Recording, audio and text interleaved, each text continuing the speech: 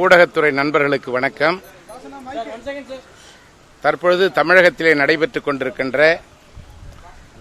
குதிரை பேரத்தின் மூலமாக அனைத்திந்திய அண்ணா திராவிட முன்னேற்ற கழகத்துடைய சட்டமன்ற உறுப்பினர்களை விலைபேசிக் கொண்டிருக்கின்ற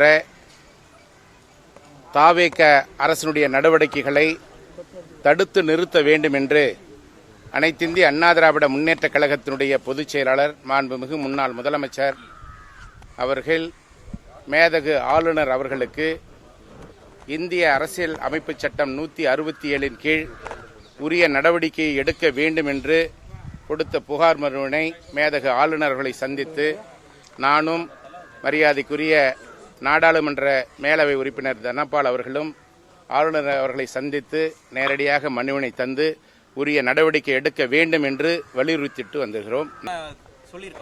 தவறான தகவல் என்று தலைமைச் செயலகத்தையே அவருடைய கட்சி அலுவலகமாக மாற்றிவிட்டார்கள் என்பதையும் அந்த மனுவிலே அண்ணன் எடப்பாடி அவர்கள் குறிப்பிட்டு சொல்லியிருக்கிறார். உரிய நடவடிக்கை எடுக்க வேண்டும் என்று வலியுறுத்திவிட்டு வந்திருக்கிறோம். உரிய நடவடிக்கை எடுப்பார் என்ற நம்பிக்கை எங்களுக்கு இருக்கிறது. நன்றி, வணக்கம். செய்திகளை உடனுக்குடன் தெரிந்து கொள்ள நமது அம்மா இணையதள தொலைக்காட்சியை சப்ஸ்கிரைப் செய்து அருகில் உள்ள